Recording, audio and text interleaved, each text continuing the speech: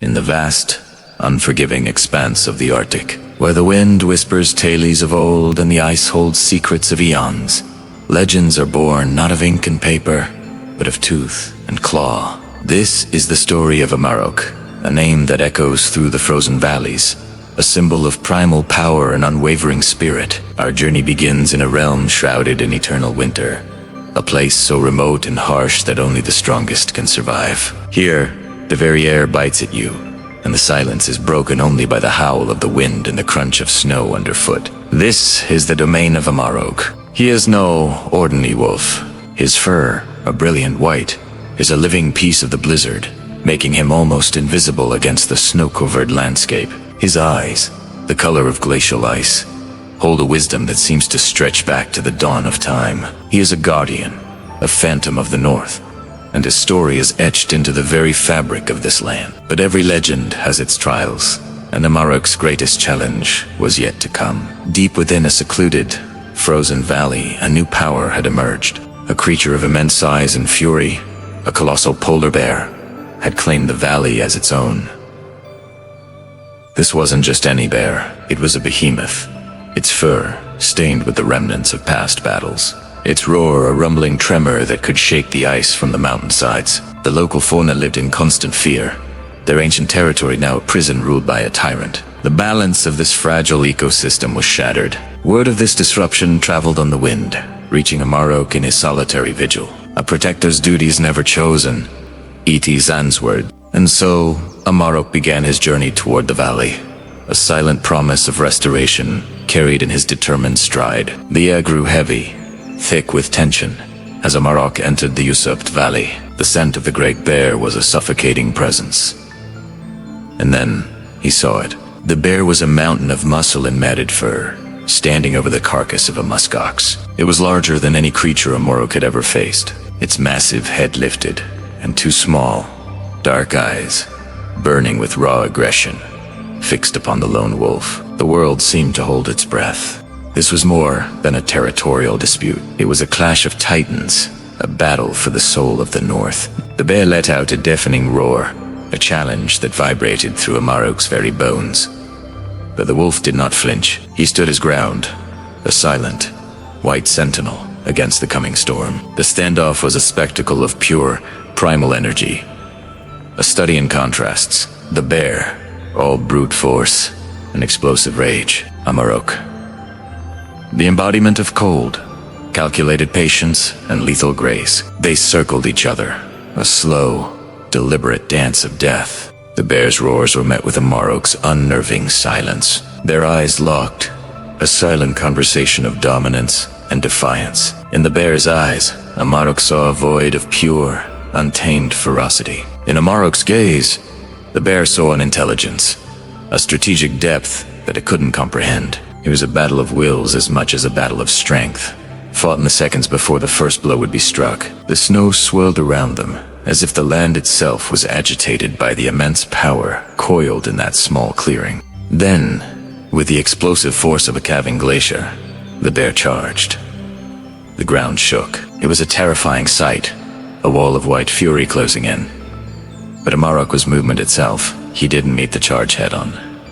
That would be suicide. Instead, he became a blur of white, sidestepping the massive paws that could crush him in an instant. The air erupted as the bear's claws tore through the space where Amarok had been just a moment before, sending a plume of snow and ice crystals bursting into the frigid air. The clash had begun.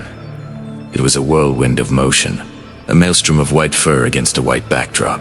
Amarok weaved and dodged, using his agility and speed to his advantage. He was a phantom, striking and retreating, a series of lightning-fast nips at the giant's thick-hided legs.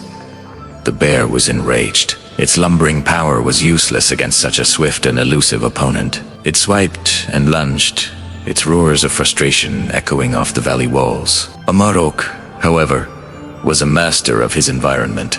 He used the terrain, leading the bear across treacherous ice patches and around jagged rock formations, tiring the behemoth, draining its stamina with every missed attack. The battle raged, a relentless storm of claw and fang. During one particularly close pass, The bear's claws grazed Amarok's shoulder, a shallow wound, but the cold was unforgiving. The blood froze almost instantly, and a wisp of frost smoke, like a fleeting breath, rose from the injury. But pain was a familiar companion in these lands. Amarok barely registered it, his focus absolute, his glacial eyes never leaving his opponent. The bear was slowing. Its powerful charges became less frequent. Its roars tinged with exhaustion. Its heavy panting created clouds of steam in the cold air. This was the moment Amarok had been waiting for. He saw his opening, while the bear was recovering from another failed lunge, its massive flank exposed.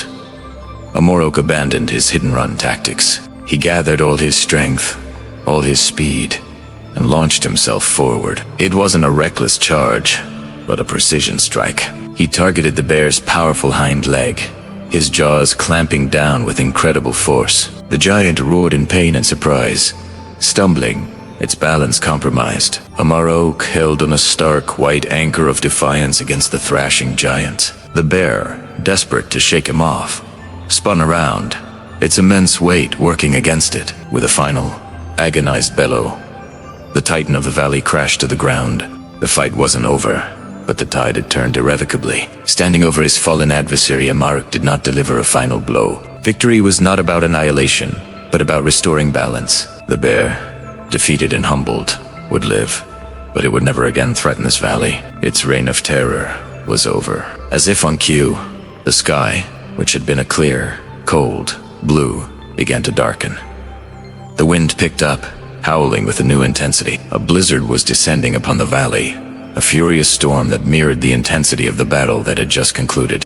It was as if the spirit of the north itself was acknowledging the monumental event, washing the land clean, burying the signs of the conflict under a fresh blanket of pristine snow. The storm was both a curtain falling on the drama and a testament to the raw power that governed these lands. As the storm raged, Amarok made his way to the highest cliff overlooking the valley. He stood at the precipice, a solitary figure against the swirling chaos of snow and wind. His white fur was whipped by the gale, but he stood firm, a statue carved from ice and resilience. This was his victory pose, not one of gloating, but of quiet, resolute guardianship. He was the watcher on the cliff, the embodiment of the enduring spirit of the wild. Below him, the valley was being reborn in the heart of the storm. From the gray, turbulent sky, ravens began to appear. They circled above Amarok, their dark forms dark against the white mail. They were not harbingers of death, but ancient messengers,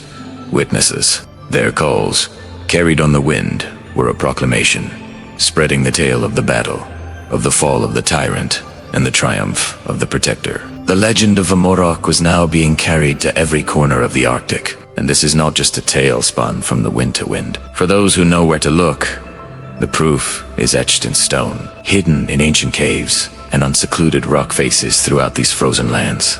There are carvings, primitive, weathered by centuries of wind and ice. They depict a great white wolf. In every carving, the design is the same powerful form, the same piercing eyes, the same aura of ancient authority. They show the wolf fighting great beasts, standing as a guardian, a protector of the natural order. They show these carvings are the memory of the land, a timeless tribute to the mythic wolf who ensures the balance is kept, a reminder that even in the harshest places on earth there is a spirit that watches, protects, and endures. The story of Amarok is a reminder of the untamed beauty and raw power of the natural world. It speaks to the courage it takes to face insurmountable odds and the strength found in protecting what we hold dear. Thank you for joining us on this journey into the heart of the myth. If you were captivated by the legend of Amarok, make sure to like, subscribe,